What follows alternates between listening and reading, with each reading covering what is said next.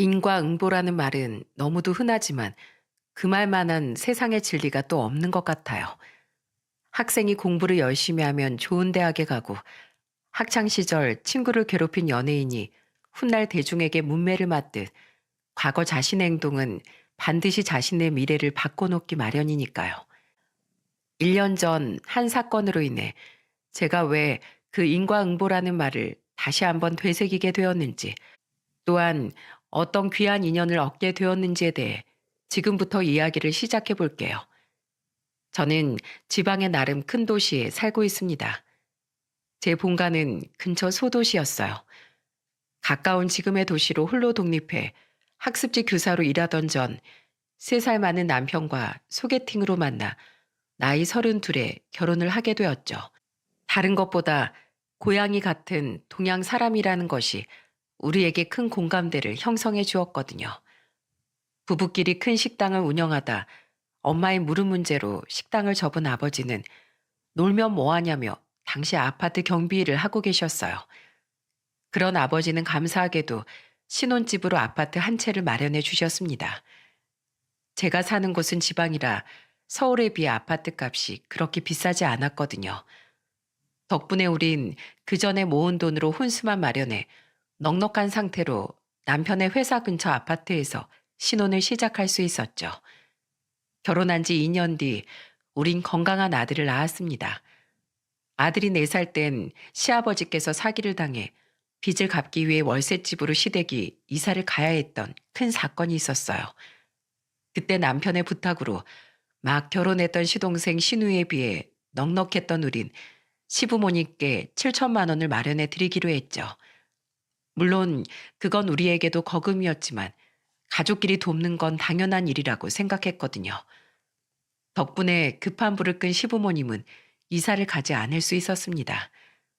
비록 조금 더 남은 빚을 갚기 위해 시어머니도 식당 일을 나가기 시작하셔야 했지만 오래도록 살아온 집을 지킨 시부모님은 제게 굉장히 미안하고 고마워하셨죠. 남편은 그 뒤로 제게 더 잘하려고 노력하더군요. 나름대로 행복한 결혼 생활 중 하나 문제가 있었다면 날이 갈수록 진상이 되던 남편의 술버릇 때문이었습니다. 남편은 많지만 했다 하면 남에게 시비를 걸어댔어요. 그것 때문에 남편과 저는 자주 다투기도 했죠. 저희 친정아빠가 암으로 돌아가신 지 얼마 되지 않은 어느 날엔 이런 일도 있었어요. 당시 6살이던 아들과 늦은 저녁 장을 보고 돌아오던 길이었습니다. 어? 아빠다! 엄마, 저기 경비실 앞에 아빠 있어요. 그러네. 근데 누구한테 저렇게 삿대질하고 있는 거야? 어? 얼마 전에 새로 오신 경비원 아저씨네. 남편은 경비 아저씨께 큰 소리로 비아냥대고 있더군요. 그리고 남편의 말을 들은 저는 경악을 하고 말았죠. 이봐요. 입주민한테 꼬박꼬박 인사 잘하라고 내가 몇 번을 말해요. 당신 월급 다 우리가 내는 관리비에서 나가는 거야. 내가 당신 월급 주는 사람이라고. 나 기분 상했어. 관리사무소에 말해서 당신 당장 잘라버리라고 말할 거야. 여보, 지금 뭐 하는 짓이야? 당장 그 손가락부터 내려. 아저씨, 제 남편이 술이 좀 들어갔나 봐요. 이 사람 말 신경 쓰지 마세요. 정말 죄송합니다. 저는 너무 창피하고 죄송해 연신 경비 아저씨께 사과를 하며 남편을 끌고 들어왔습니다. 그리곤 남편에게 크게 화를 냈어요. 당신, 아까 들어보니까 아저씨께 그 난리 친 게 한두 번이 아닌 것 같은데 여태 술 먹고 경비 아저씨한테 진상 부리고 있었어? 당신 미쳤어? 딱 봐도 우리 아버지 버린 분한테 반말에 삿대질해. 이게 무슨 예의 없는 짓이야. 당신 또 취했지? 아니, 경비는 원래 입주민들한테 친절해야 하는 거 아니야? 경비 주제에 사람 무시하는 것도 아니고 왜 입주민이 지나가는데 인사를 안 해? 내가 인사하라고 말한 게 몇 번째인데 오늘 또 날 무시하잖아. 지나가는 사람이 한둘이야?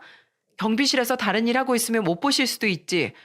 새로 오신 그분 눈 마주치면 항상 웃으면서 인사해 주시고 애들도 예뻐해 주셔서 아파트 부녀회에서도 엄청 좋아해. 나도 그분 좋던데 왜 당신만 유난이야? 그리고 설사 불친절하다고 한들 당신이 뭔데 자른 애 마늘 운운하며 갑질을 해? 인터넷에서만 보던 입주민 행포를 내가 내 남편한테서 볼 줄은 꿈에도 몰랐어. 앞으로 절대 그러지 마. 들어가서 발 닦고 잠이나 자. 남편의 모습에 너무 실망스러웠습니다. 한편 저는 경비원 아저씨께 죄송해 다음날 환가 세트를 사들고 사과를 드리러 찾아갔어요. 아저씨, 제가 남편한테는 따끔하게 말해놨어요. 그동안 정말 죄송했습니다. 꼭 사과드리고 싶은데 뭘 좋아하실지 몰라서 저희 아버지가 생전 좋아하셨던 한과 좀 사왔어요. 연세가 비슷하실 것 같아서요. 아이고, 뭘 이런 걸 사오셨어요? 정 괜찮은데. 감사합니다. 정말 잘 먹을게요. 근데 제 나이가 이제 고작 70인데 부친께서 벌써 타계를 하셨어요? 어머, 저희 아버지랑 나이가 같으시네요. 반가워라. 저희 아버지 암으로 1년간 투병하시다가 얼마 전에 돌아가셨어요. 아이고, 이런. 아직 마음을 추스르고 계시겠네요. 제가 괜한 얘기를 했습니다. 죄송합니다. 아니에요. 이제 많이 괜찮아졌어요. 아무튼 제가 2번 다시 그러지 말라고 화내긴 했는데 제 남편이 혹시라도 또 그러면 그땐 참지 말고 꼭 혼내주시거나 저한테 얘기해 주세요. 정말 죄송했습니다. 저희 아버지처럼 아파트 경비원이셨고 나이까지 같으시다고 하니 저도 모르게 그 뒤 마음이 자꾸 가더군요. 그날을 계기로 저는 경비 아저씨와 조금씩 가까워지게 됐어요. 오며 가며 간단한 안부를 주고받기도 했고 좋은 식재료가 선물로 들어오면 나눠드리기도 했죠. 아저씨, 이거 저희 친정엄마가 보내주신 능이버섯인데 가족분들이랑 같이 요리해서 드셔보세요. 아이고, 이 귀한 걸. 저번엔 굴비를 나눠주시더니 제가 매번 죄송해서 어쩌죠? 근데 제가 가족이 없어서요. 우리 집사람은 10년 전에 사고로 일찍 세상을 떠났거든요. 어머, 죄송해요. 그럼 자식분들은요? 다 결혼해서 출가하신 거예요? 그게 부끄러운 가정사지만 사실 딸한테 버림받았습니다. 네? 아니, 그게 무슨... 경비 아저씨는 씁쓸한 미소를 지으셨습니다. 주말 오전이라 주인은 한산했고 우리 이야기를 들을 수 있는 사람은 아무도 없었어요. 아저씨도 그걸 알았던 건지 나지막이 자신의 이야기를 해주시더라고요. 저는 그래도 싼 인간이었어요. 저는 원래 사업을 했었거든요. 그런데 고생고생하며 시작해 조금씩 커지던 사업이 왜 그렇게 제 자식 같던지 거의 일평생을 사업에만 매달려 살았습니다. 때문에 딸 학창 시절에 그 흔한 입학식 졸업식도 가본 적이 없지요. 아내가 뇌종양으로 수술을 받던 시간에도 저는 맞춰서 병원으로 가지 못했어요. 일이니 접대니 하며 밖으로 돌아다니기 바빴거든요. 언제부턴가 딸은 그런 제게 서운해하지도 않았죠. 그래도 덕분에 따님이 경제적으로는 여유롭게 잘하셨겠네요. 그런 것도 아닙니다. 정말 밑바닥부터 시작한 사업이라 딸애가 대학에 들어갈 때가 돼서야 사정이 나아졌지. 그전엔 사업 때문에 진비 갚느라 직장인 월급 정도밖에 집에 못 가져다 줬거든요. 아내는 멀어져가는 부녀 사이를 안타까워했어요. 나중에 후회한다고 제발 가족하고 시간 좀 보내라던 아내의 진심 어린 조언을 전 잔소리로 치부하고 귀를 닫았습니다. 그땐 저도 나름대로 서운했거든요. 나도 가족을 위해서 열심히 일하고 있는 건데 그런 내 고생을 알아주는 사람은 가족 중 아무도 없다고 생각했으니까요. 참 부끄럽고 바보 같은 생각이었지요. 저는 심지어 딸이 결혼할 때 상견례 자리에까지 일 때문에 그만 늦어버렸어요. 아주 중요한 미팅이 하필 그날 상견례가 임박한 시간에 있었거든요. 시간을 맞춘다고 달려가긴 했는데 이미 많이 늦어서 사돈 어른들의 표정이 굉장히 안 좋아져 있었죠. 결국 어찌저찌 결혼이 성사되긴 했는데 딸은 그 뒤론 제겐 거의 말도 걸지 않더군요. 관계 회복을 위해 나름대로 노력해봤지만 딸은 제게 마음을 닫았습니다. 그런 딸이 그 뒤 딱 한 번 제게 먼저 몇 통이나 전화를 걸었던 적이 있었어요. 바로 10년 전 아내가 교통사고로 목숨이 위독했을 때였죠. 아내는 시내로 딸을 만나러 가다가 길 건너편에 있던 딸의 눈앞에서 사고를 당했다더군요. 졸음운전 때문에 바뀐 신호를 못 본 운전자 때문에 말입니다. 근데 그 상황을 알지 못했던 저는 딸에게 전화 온 걸 알면서도 받지 않았어요. 왜요? 일 때문에요? 예. 사실 아내와 딸에게 당시엔 말을 못했지만 그때 제 사업 상황이 굉장히 안 좋았어요. 무리하게 사업을 확장하다 엄청난 손실이 나서 어떻게든 그 빚을 메꿔보려 사방팔방 뛰어다닐 때였죠. 몇십 년 동안 인생을 바친 사업이 망해가는 모습을 보며 전 반쯤 정신이 나가 있었어요. 그때도 돈을 빌리러 아는 지인을 찾아가 사정하고 있었을 때라 딸의 전화를 잠시 미뤄뒀던 겁니다. 그리고 제가 다시 딸에게 전화를 걸었을 땐 아내는 이미 병원에서 숨을 거둔 뒤였어요. 아내 장례식 때 딸이 저를 향해 울부짖더군요. 그놈의 사업 때문에 평생 옆을 지켜줬던 자기 엄마를 마지막까지 쓸쓸하게 가게 해야 했었냐고요. 저는 죄책감과 상실감 때문에 그런 딸에게 아무 말도 못했습니다. 차라리 미안하다고 죽을 죄를 졌다고 사죄라도 해야 했었는데 이래저래 정신이 나가 있던 전 딸에게 마지막 사과조차 하지 않았던 거죠. 아내 유품까지 모두 정리한 뒤 딸은 제게 이런 말을 남겼습니다.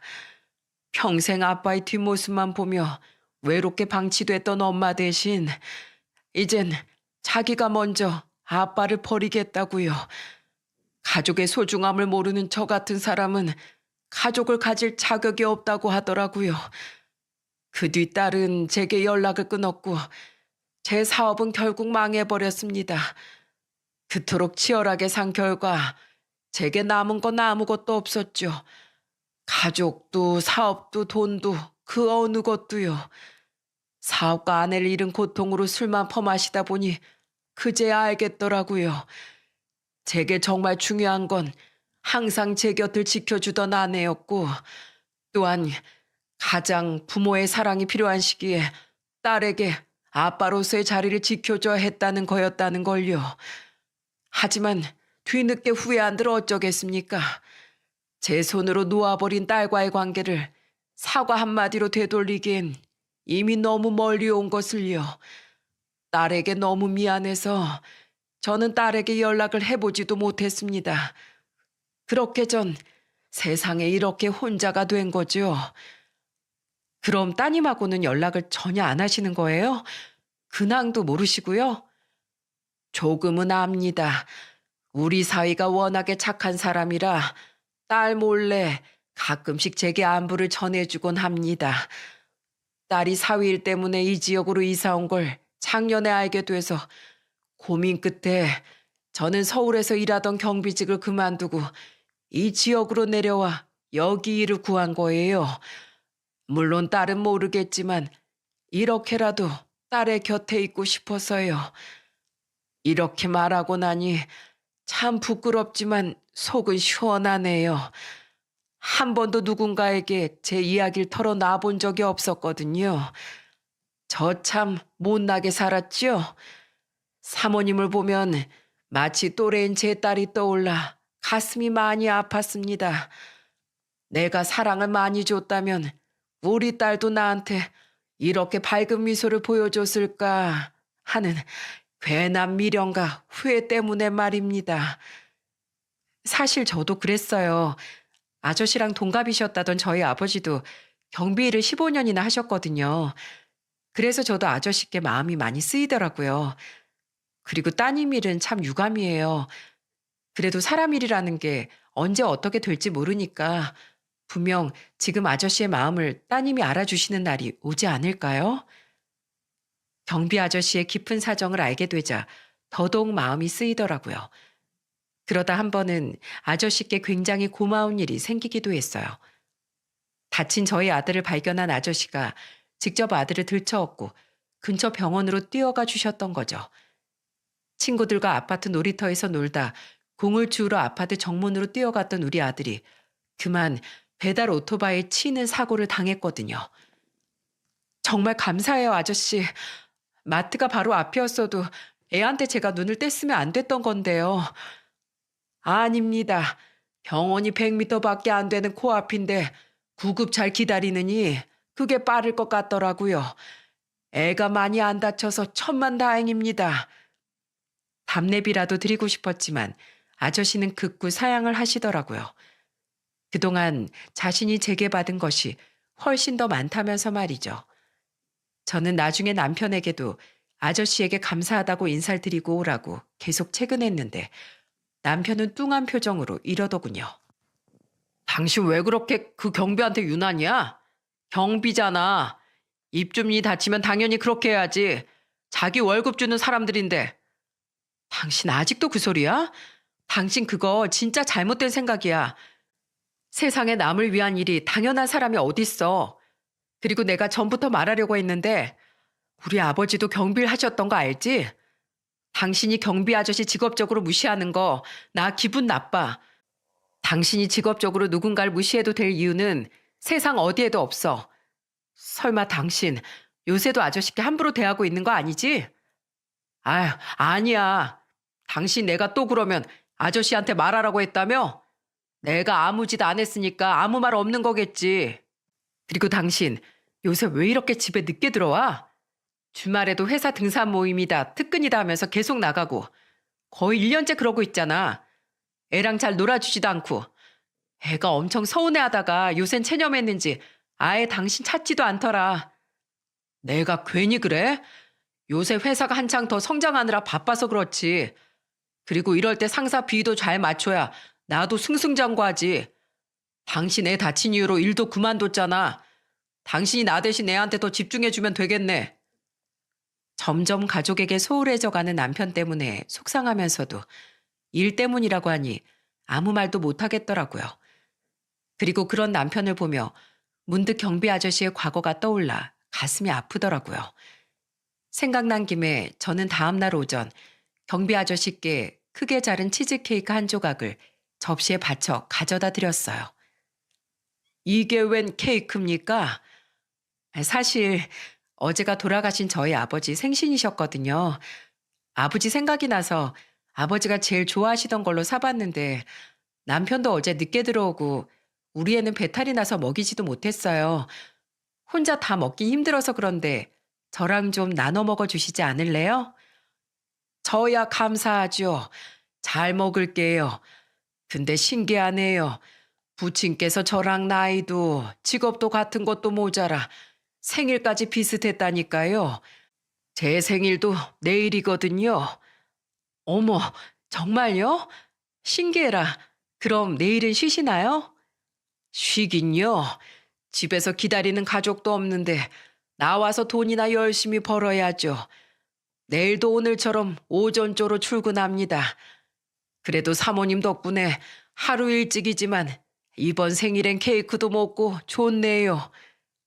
아저씨는 제게 고맙다고 말씀하셨지만 저는 영 마음이 좋지 않더라고요. 그래서 다음 날 저는 아저씨의 생신상을 직접 차려드리기로 마음먹었죠. 그날 아침 남편은 다음 날이 토요일임에도 불구하고 1박 2일로 출장을 간다고 하곤 일찌감치 집을 나섰습니다. 기차 타고 간다며 차도 두고 말이에요. 이후 아들까지 등교시킨 후 저는 조심스럽게 경비 아저씨께 식사 초대를 권했어요. 아저씨, 생신 축하드려요. 감사합니다.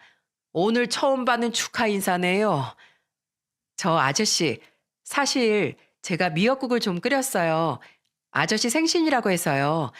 제가 저희 아버지 생각도 나고 이번에 저희 아들 병원에 데려다 주신 거 고마워서라도 꼭 식사 대접을 하고 싶은데 오늘 퇴근 후에 저희 집에서 식사하지 않으실래요? 제 말에 아저씨는 굉장히 당황한 표정을 지으셨습니다. 그리고 간곡한 제 부탁에 이내 알겠다고 대답을 해주셨죠. 그날 4시에 퇴근을 한 아저씨는 저희 집으로 올라와 푸짐하게 차려진 생신상을 보고 입을 다물지 못하셨어요. 그리고 제가 미니 케이크에 초를 꽂고 생일 축하 노래까지 불러드리자 결국 눈물을 보이시더군요. 고맙습니다, 사모님. 제가 이런 생일상에 생일 축하 노래까지 받아본 게 얼마만인지 모르겠습니다. 많이 드세요, 아저씨. 생일날 든든하게 드셔야 또 1년을 기운차게 살아가시죠. 저는 이 아파트에서 아저씨를 만나게 돼서 참 기뻐요. 오래오래 여기서 일해 주셨으면 좋겠어요. 그런데 식사를 마친 아저씨는 무슨 할 말이 있는 듯 입을 여러 번 열었다가 그냥 닫으시더군요. 그리고 고심 끝에 아저씨가 제게 해준 말은 가히 충격적이었습니다. 저, 오늘 아드님은 집에 없나요? 네, 아들은 내일 토요일이라 학교 끝나고 아까 친정오빠 차 타고 친정엄마 댁에 놀러 갔어요. 오빠랑 새언니는 같이 사업을 하는데 요즘 시간이 널널하다고 오늘 일찍 내려왔다가 일요일에나 올라간다고 했거든요. 저는 아저씨랑 밥 먹고 천천히 저녁에 가려고요. 괜히 저 때문에 감사합니다, 사모님. 아드님이 들을 일이 없다니 잘 됐네요. 사모님, 실은 드릴 말씀이 있습니다. 경비로서 입주민의 사생활에 대해 떠들고 다니면 안 되지만 저한테 이렇게 잘해주시는 사모님께 숨기는 건 도리가 아닌 것 같아서요. 입주민의 사생활이요? 누구 말씀하시는 거예요? 사모님 남편분 믿지 마십시오. 사모님 남편 제가 본 것만 해도 거의 3달이 넘게 바람을 피우고 있습니다. 네? 제 남편이요? 사모님 남편분 오늘 출장 간다고 하시지 않았나요? 네, 그걸 어떻게... 이틀 전에 바람 피우던 여자하고 서로 끌어안고 백이동 바로 앞에서 하는 말을 들었습니다. 금요일에 출장 간다고 거짓말했으니 이틀 동안 그 여자 집에서 마음 놓고 푹 쉬고 놀자고요. 그 여자 집에 먼저 가서 그 여자 퇴근 때 맞춰서 근사한 저녁까지 해놓겠다고 말하더라고요. 야간 순찰 중이었는데 아마 어두워서 절 못 본 것 같았죠. 술에 많이 취해 계셨거든요. 그런 모습을 벌써 3달 동안 몇 번이나 봤어요.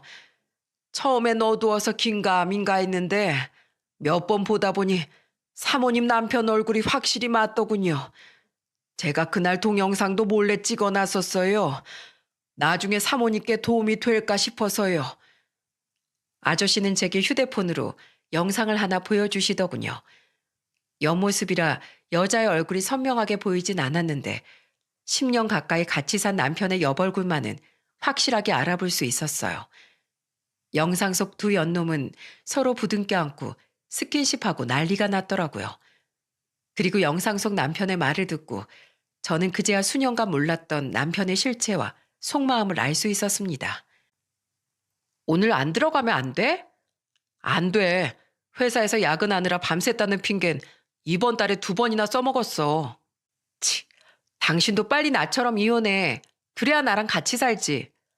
상황 봐서 알잖아. 우리 집사람, 우리 부모님한테 돈 좀 해준 걸로 아주 기고만장하다고. 그것 때문에 우리 부모님은 절대로 아내 편이야. 볼 때마다 무슨 나라고 한 영웅인 것 마냥 100년 손님 대접해 주시는데 진짜 내가 배알 꼴려 죽겠어. 당신 아내도 진짜 좀 그렇다. 여자가 돼서 남자 기 살려줄 줄도 알아야지.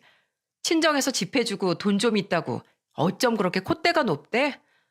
꼴의 학습지 선생이었다고 맨날 당신 가르치려고 든다며? 나라면 당신 같은 사람 맨날 얻고 살 텐데.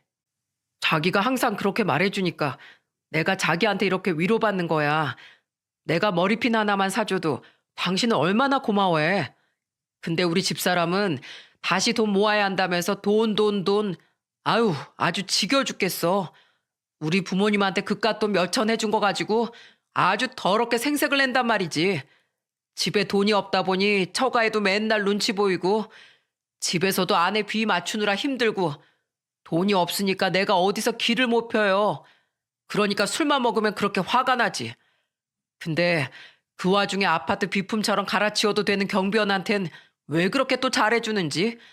내가 그 꼴이 너무 보기 싫어서 경비한테 일부러 더 갑질하고 저번엔 택배 상자 찌그러진 걸로 사람들 앞에서 무릎 꿇으라고까지 하면서 엄청 무안 줬거든.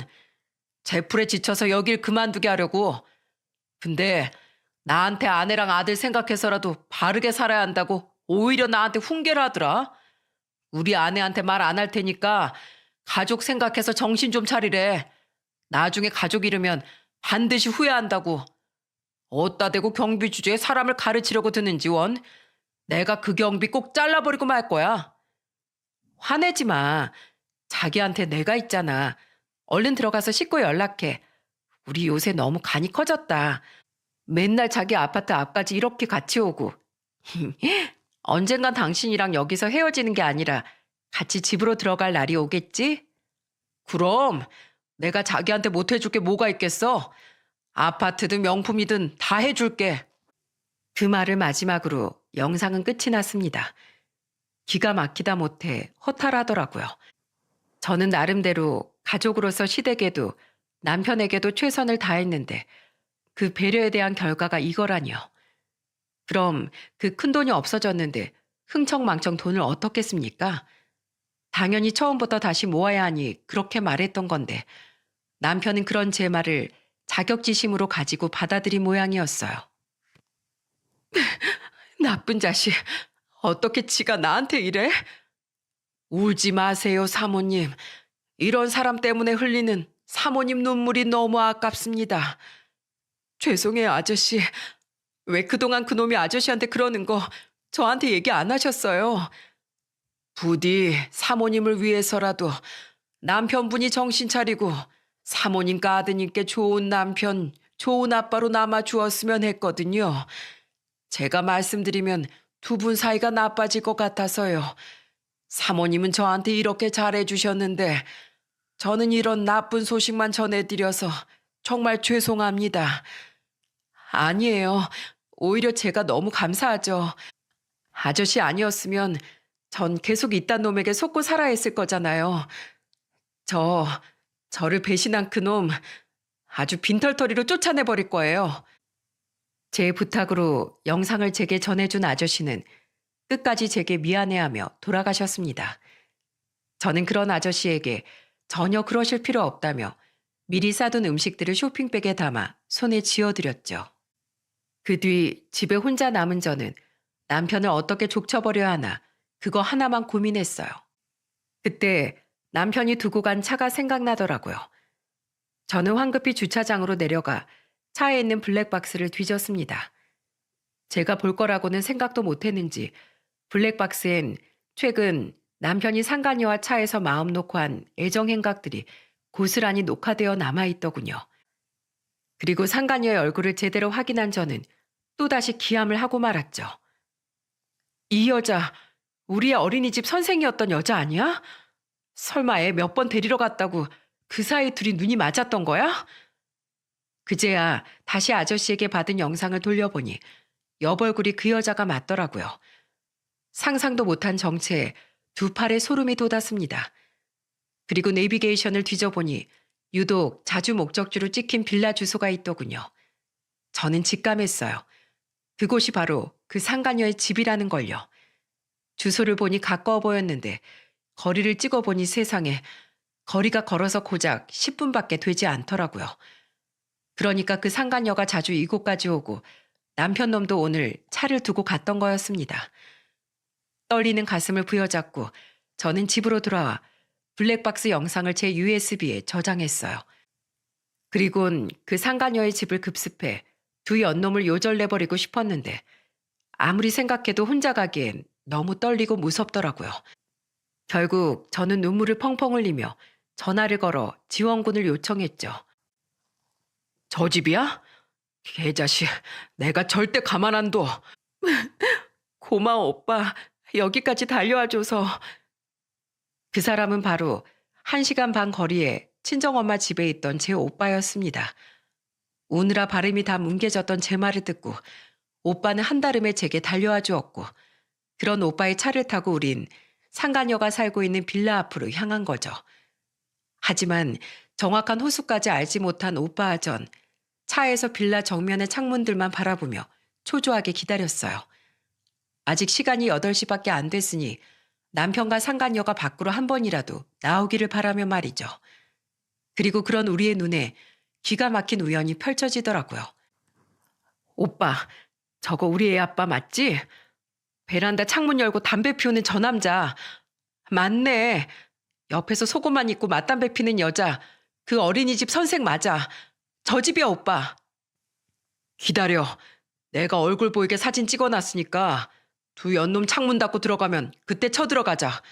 지금 차에서 나갔다가 쟤네가 우리 보고 미리 도망갈 수도 있잖아. 침착한 오빠 덕에 저는 인내심을 가지고 기다렸다가 그 연놈들의 집을 급습할 수 있었습니다. 그 빌라는 한 층에 두 집밖에 없어 왼쪽 오른쪽만 구분하면 그 여자의 집을 금방 찾을 수 있었거든요. 일부러 얼굴이 보이지 않게 우린 초인종을 누르지 않았고 대신 오빠가 문을 두드려 택배 기사라고 말하더군요. 그리고 의아한 표정으로 그 여자가 문을 열자마자 우린 신발도 벗지 않고 그 집에 쳐들어가 잠옷 차림의 두 연놈의 사진을 마구 찍어댔어요. 당신들 누구야? 여보, 형님, 어떻게 여길... 여보? 호연이 어머님? 남편은 저와 오빠를 보고 기겁을 하더군요. 또한 뒤늦게 저를 알아본 상간녀는 얼굴이 사색이 되어 제 남편 뒤로 숨으려고 하더군요. 들어가서 보니 가관도 그런 가관이 없었습니다. 식탁 위에는 와인과 스테이크 그리고 케이크가 놓여 있었는데 그 케이크 위엔 아주 기가 찬 문구가 써 있었죠. 2주년 축하? 너네 2년이나 만났니? 우리 아버지 돌아가시고 2달도 안 됐을 때부터 만났다는 거잖아. 이 쓰레기 같은 자식아. 여보, 그게 우선 내 얘기 좀 들어봐. 자기 차라리 잘 됐어. 이참에 그냥 이혼해. 당신 항상 나랑 같이 살고 싶다고 했잖아. 당신 기만 죽이는 저 여자랑 갈라서고 싶었다며. 아니야 여보, 절대 아니야. 이 여자랑은 그냥 내가 외롭고 마음 붙일 데가 없어서 그래서 잠깐 놀려고 만났던 거야. 나한텐 당신하고 우리 호연이밖에 없어. 정말이야. 내가 이깟 돈도 뭣도 없는 여자랑 진심으로 만났겠어? 나 오늘 당장 헤어질게. 그러니까 우리 집에 가서 얘기하자. 자기, 어떻게 나한테 이럴 수가 있어? 지금까지 그럼 나 가지고 놀았다는 거야? 그럼 여태 나한테 해준 그 선물들은, 나한테 했던 말들은 다 뭐냐고. 그거야. 넌 집사람이랑 다르게 내가 뭐 해주면 넙죽넙죽 고맙다고 하니까 내가 집에서랑은 다르게 뭐라도 된 사람 같아서 만났던 거지. 그 기분 때문에. 둘이 지금 뭐 하냐? 그리고 내가 당신하고 무슨 얘기를 해? 베란다에서 둘이 헐벗고 맞담배 피우던 것도 아주 잘 봤어. 사진도 다 찍어놨다고. 그리고 당신이 그냥 놀았다고 하면 내가 재밌게 노셨어요? 하고 받아줘야 돼? 당신 아주 날 물러봤구나. 내가 그동안 당신 부모님한테 그리고 당신한테 어떻게 했는데 감히 그런 조강지철 배신하고 딴 여자랑 희덕대? 그것도 다른 사람도 아닌 아들 선생이었던 여자라? 넌 진짜 우리 아들 아빠로서 자격도 없는 한심한 인간이다. 당신 짐 다 빼서 시댁으로 보내버릴 테니까 그런 줄 알아. 여보, 제발 나 한 번만 봐줘. 그래, 증거. 그 휴대폰으로 아까 증거사진 찍었던 거지? 그거 이리 줘. 증거 없으면 아무 짓도 못할 거 아니야. 제게 흐느끼며 싹싹 빌던 남편은 궁지에 몰리자 눈이 돌아버리더군요. 남편은 제 휴대폰을 보고 달려들더라고요. 그런 남편을 오빠가 막아섰고 옥신각신한 끝에 남편은 실수로 저희 오빠의 얼굴을 팔꿈치로 치고 말았죠. 그러자 오빠는 이때다 싶었는지 남편의 얼굴에 냅다 주먹을 꽂아버렸습니다. 네가 먼저 쳤다. 이거 정당방이야. 야, 이 쓰레기 같은 자식아. 내가 대체 네가 뭐라고 변명하나 궁금해서 가만히 들어봤는데 넌 아주 재활용도 안 될 방사능 오염수 같은 놈이야. 우리 엄마도 나도 너 같은 놈도 사이라고 그렇게 잘 챙겨줬는데 가족을 위해 헌신하던 내 동생 뒤통수를 쳐? 야, 너 앞으로 내 동생 집에 발도 들이지 마. 나 일이고 뭐고 내 동생 집에 붙어 있을 거거든? 한 발자국이라도 들였다간 너 진짜 아작날 줄 알아. 알았어? 가자, 혜원아. 여보.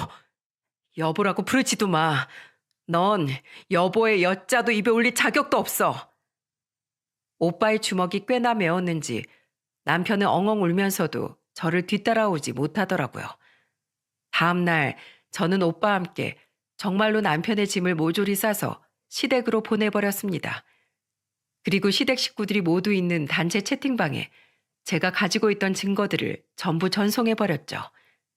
그러자 시아버지는 곧바로 제게 전화를 거셨는데 저는 남편이 저지른 일과 죄송하다고 한마디를 남기곤 정중히 전화를 끊어버렸어요. 그리고 겁을 먹은 남편은 그날 오후가 되어서야 집으로 왔더라고요. 오지 말라고 그렇게 말했건만 기어코 말입니다. 비밀번호를 바꾸길 깜빡했던 저와 오빠는 쭈뼛대며 들어온 그놈을 보고 기함을 했네요. 내 짐 정말로 뺀 거야, 여보? 내가 여보 소리 하지 말라고 했지? 무슨 염치로 여길 기어들어와? 꺼져! 여보, 나 우리 부모님한테도 전화해서 쌍욕 들었어. 짐 그대로 이삿짐 맡아주는 컨테이너 박스로 옮겨놨으니까 알아서 찾아가든 말든 마음대로 하래.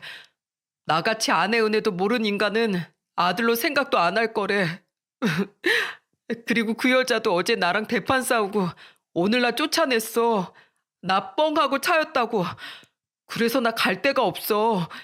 제발 우리 그동안의 정을 생각해서라도 대화 좀 하자. 그동안의 정? 그 정을 순식간에 무너뜨린 사람이 바로 당신이야. 2년 동안 신나게 놀면서 그 결과를 책임질 생각은 안 해봤니? 안 해봤으면 지금부터 해. 시댁에 못 들어가면 내가 네 회사로 이혼 소장 보내줄게. 알았어? 야, 너 나랑 주먹으로 또 대화하고 싶지 않으면 당장 꺼져. 내 동생 앞에 얼씬도 하지 말라고. 확 안 가? 그 한심한 인간은 오빠가 싸나운 표정을 지어 보이자 주춤대며 도망가더라고요. 저딴 인간을 여태 남편으로 데리고 살았던 제 자신이 싫어지는 순간이었죠. 아가씨, 아까 어머님 전화 받으셨죠?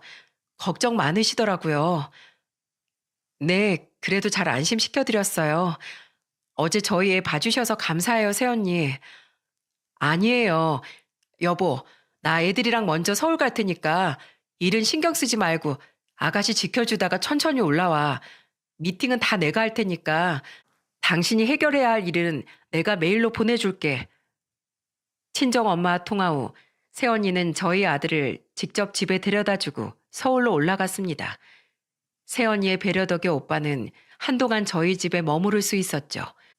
언제부턴가 아빠를 별로 찾지 않았던 아들은 그저 외삼촌이 며칠 같이 지내게 됐다고 하자 신나하더라고요. 오빠가 워낙 저희 애한테 잘해줬었거든요. 이후 저는 남편의 회사로 이혼 소장을 보냈습니다. 또한 남편뿐 아니라 상간녀에게도 위자료를 청구했죠.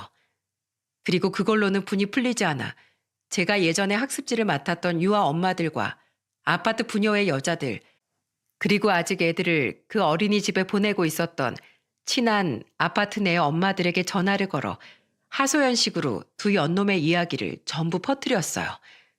제 얼굴에 침 뱉기였지만 이렇게라도 두 연놈이 이 지역에서 얼굴 못 들고 살아가길 바랬거든요. 또한 아들이 다녔던 어린이집 원장을 통해 민원까지 넣었죠. 죄송해요, 호연이 어머님. 안 그래도 소식을 들은 지금 원생 어머님들까지 엄청 항의하셔서 그 선생 당장 잘라버렸어요. 또한 같은 아파트 단지에 살던 남편 회사 직원을 통해 남편은 회사에서 아이 선생이었던 여자와 외도를 저지르다 이혼 소송을 당했다는 소문이 파다하게 퍼졌다더군요. 꽤 규모가 있던 남편의 회사 직원들은 가까운 이 아파트에도 몇 명이나 살았는데 그중 한 명의 딸이 저희 아들과 같은 학년 친구였거든요. 그 사람의 아내와 친하진 않았지만 같은 아파트 부녀회를 통해 안부 정도는 묻던 사이라 소식이 전해진 거였죠. 이혼 소송 도중 남편은 제게 전화를 걸어 엉엉 울며 이러더라고요. 여보, 당신이 동네 소문 다 냈지? 나 회사에서 요즘 얼굴도 못 들고 다녀. 대표님이 저번 회식 때 그러시더라. 조강지쳐 버리고 놀아난 놈들 중에 제대로 된 놈 한 명도 못 봤다고. 우리 대표님, 아내가 바람나서 이혼하신 분이라 그런 거 딱 싫어하시는데 난 이제 승진은 꿈도 못 꾸게 생겼어. 여보, 나 회사 때문에 우선 근처에 원룸 월세 구해서 살고 있는데 정말 나랑 이혼할 거야? 나 이러다 잘리기라도 하면 정말 가진 거 다 잃는 거야. 우리 호연이 아빠 찾지 않아? 가연 우리 아들 위해서라도 나 한 번만 용서해 주라. 네 아들 가여운 건 아니? 근데 그 아들 가엽게 만든 사람이 바로 당신이라는 거 잊지 마. 그리고 호연이 당신이 그 여자랑 놀아나는 동안 당신 안 찾은 지 오래야. 오히려 지난주에 우리 오빠 다시 서울로 올라갔을 때 더 서운해서 울더라. 이제 아빠랑은 같이 못 산다고 내가 조심스럽게 당신 얘기해 줄 땐 그냥 고개만 끄덕끄덕 하더니 당신은 처음부터 끝까지 날 돈으로밖에 안 본 거야. 그러니까 그동안 나한테 그렇게 자격지심이 쌓였지. 돈을 떠나서 당신을 진심으로 위했던 내 마음을 들여다봤다면 당신 마음이 그렇게 못나게 삐뚤어지진 않았을 거야. 지금도 봐. 다 잃고 아쉬우니까 나한테 전화해서 이러는 거잖아. 만약 그 여자가 돈이 많았다면 당신 뒤도 안 돌아보고 그 여자한테 갔을걸? 물론 그랬다면 그 여자가 당신을 만나지도 않았겠지만 이 모든 일은 다 당신이 자초한 일이야. 그러니까 더 이상 나한테 징징대지 마. 그리고 우리 오빠 갔다고 여기 발들일 생각 꿈도 꾸지 말고. 내가 아파트 경비원분들한테 부탁해놨어. 당신 얼굴 보이면 내쫓거나 나한테 연락해달라고. 평소에 당신이 아저씨들께 얼마나 갑질했으면 네 분 다 두말 없이 알겠다고 하시더라. 밤새 보초를 서서라도 당신 얼씬도 못하게 하겠대. 특별히 우리 동 아픈 순찰도 더 많이 돌아주시겠다더라. 그럼에도 불구하고 당신이 이 집에 들어오잖아? 그럼 나 당신 전기 충격기로 지져버릴 거야. 몇 개 장만했거든, 호신용으로다. 짜릿한 맛 보고 싶지 않으면 내 눈에 띄지 마. 알았어? 저는 그 뒤 양육권과 친권을 빼앗고 남편과 무사히 이혼을 할 수 있었습니다. 두 연놈에게 위자료도 받아냈고 시댁에 들어간 돈 때문에 공동 재산에 기여한 게 적다고 판단된 남편은 불리한 재산 분할을 받았어요. 살던 아파트야 저희 아버지가 마련해 주신 거니 고스란히 제 몫으로 남았죠. 시댁 식구들은 돌아가며 제게 미안하다고 사과를 했고 저는 됐다고 쿨하게 안녕을 고했습니다. 저는 시댁 식구들에게도 최선을 다했으니 더는 미련이 없었거든요. 아저씨가 저한테 그놈 비밀 알려주신 덕분에 저 혼자 남으신 엄마도 집으로 모시고 살 수 있게 됐어요. 아저씨 아니었으면 전 끝까지 그놈의 실체에 대해 몰랐을 거예요. 정말 감사해요. 아, 벌써 몇 번이나 감사하다고 하세요. 다 평소에 사모님께서 제게 잘해주셨으니 저도 사모님께 더 마음이 쓰였던 게죠. 그리고 저번엔 감사했습니다. 저 과로로 경비실 앞에 쓰러져 있었을 때 저 깨어날 때까지 병원에서 옆을 지켜주신 거예요. 별 말씀을요. 이젠 괜찮으신 거죠? 예, 사실 그때 제 휴대폰으로 우리 사위한테 사모님이 연락해 주신 뒤에 우리 딸이 찾아왔었어요. 네? 따님이요? 네. 그동안 딸 생일마다 사위에게 몰래 선물을 사서 보냈거든요. 그 얘기랑 그동안 제가 어떻게 살아왔는지, 딸 때문에 여기까지 이사 오게 된 얘기까지 사위가 딸에게 다 털어놨나 보더라고요. 이러다 제가 정말 세상을 떠나면 분명 후회할 거라고 딸을 엄청 설득해 준 거죠. 덕분에 그날 아주 오랜만에 딸하고 저녁을 함께 먹고 조금이나마 긴 회포도 풀었습니다. 얼마 만에 딸하고 마주해서 밥을 먹는 건지 계속 목이 메어서 밥이 입으로 들어가는지 코로 들어가는지도 모르겠더라고요. 그래도 제 인생에서 가장 행복한 순간이 바로 그때가 아닌가 싶었어요. 그래도 정말 잘 됐네요. 제가 다 기뻐서 눈물이 나요. 축하드려요, 아저씨. 이게 다 그때 사모님이 우리 사위한테 연락해 주신 덕분입니다. 정말 감사해요, 사모님. 이 은혜 정말 잊지 않겠습니다. 그렇게 아저씨와 저는 서로에게 감사한 존재가 되었습니다. 남편의 외도 소동 이후 1년이 지난 지금 저는 여태 그 아파트에서 엄마와 아들과 함께 잘 살고 있어요. 안 그래도 홀로 남으셨던 엄마가 걱정됐는데 손주 재롱을 보며 즐겁게 지내시는 엄마를 보니 이혼하길 참 잘했다 싶더라고요. 아무리 생각해도 경비 아저씨는 제 은인이나 다름없었죠. 그리고 얼마 전 저는 아파트 부녀회에 참석했다가 남편 회사 직원 아내분에게 남편의 근황을 들을 수 있었어요. 호연 엄마, 요새 다시 학습지 교사일 시작했다면서요? 혹시 호연이 아빠 근황 들었어요? 아니요, 별로 관심 없어서요. 왜요? 호연 아빠, 회사에서 거의 잘리듯이 쫓겨났어요. 가뜩이나 대표님한테 찍혔었는데 회사 연말 회식에서 술이 만취해서 왜 승진 안 시켜주냐고 깽판 치고 난리도 아니었다더라고요. 그 뒤로 원룸 월세도 못 내서 고생하다가 결국 집값이 더 싼 다른 지방으로 내려가서 막노동하고 산다고 그 사람이랑 친했던 회사 직원이 우리 남편한테 말해줬대요. 사실 그전에도 호연 아빠 은근히 남 까내리고 회식 때 진상 부리기로 유명했었거든요. 거기다가 아파트 경비원분들에게도 갑질하는 모습을 몇 번 봐서 솔직히 전 호연 엄마도 비슷한 사람인 줄 알고 가까이 안 하려고 했었어요. 근데 최근에 호연 아빠를 빼고 다시 보니까 호연 엄만 그 사람하고 전혀 다르게 참 좋은 사람이더라고요. 그동안 제가 오해해서 미안했어요. 우리 앞으로 친하게 지내요. 아참, 그럼 그 바람났던 어린이집 선생 이야기도 모르겠네요? 아니요, 그건 들었어요. 발 넓은 다른 애들 엄마들이 얘기해 줬거든요. 맘카페에서도 그 얘기 유명해져서 신상 털리고 결국 이 지역 어린이집엔 발도 못 붙이게 돼서 다른 지방으로 이사 갔다고요. 알고 보니까 그전 남편하고 이혼한 것도 사치 부리다 그런 거였다면서요? 참 잘 어울리는 바퀴벌레 한 쌍이었는데 헤어졌다니 아쉽네요. 아무튼 둘 다 잘못 산다니 아주 쌤통이에요. 이렇듯 이기적으로 자기 아니만 생각하며 남들에게 피해를 주고 다녔던 두 연놈은 비참한 결말을 맞고 말았습니다. 반면 저는 엄마와 아들과 함께 더 행복한 매일을 살고 있죠. 경비 아저씨는 최근 딸의 집에 들어가 손주들과 함께 살게 됐다며 얼굴에 웃음꽃이 활짝 피셨어요. 한 번은 자기 아버지에게 잘해줘서 고맙다며 아저씨의 딸이 고급 과자 세트를 들고 찾아와 저희 엄마까지 다 같이 화기애애하게 다과 자리를 갖기도 했죠. 이렇게 서로 선의를 베푼 아저씨와 저는 더 행복한 미래를 걷고 있습니다. 불행했던 과거를 교훈 삼아 말이에요. 앞으로도 저는 아저씨와 서로에게 선한 영향을 주는 좋은 이웃으로서 오래도록 교류하며 살아가려고 합니다. 여러분, 자신에게 진심을 다한 가족을 배신하는 건 세상에서 제일 바보 같은 짓이라고 생각해요. 온전히 내 편이 되어주고 나를 진심으로 사랑해주는 사람 한 명을 얻는 건 세상 그 어떤 일보다 어려운 일이니까요.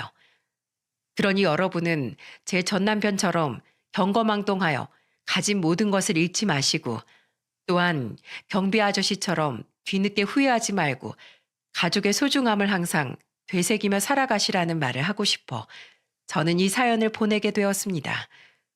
물론 대부분의 많은 분들께선 이미 현명한 삶을 살고 계시겠지만 말이죠.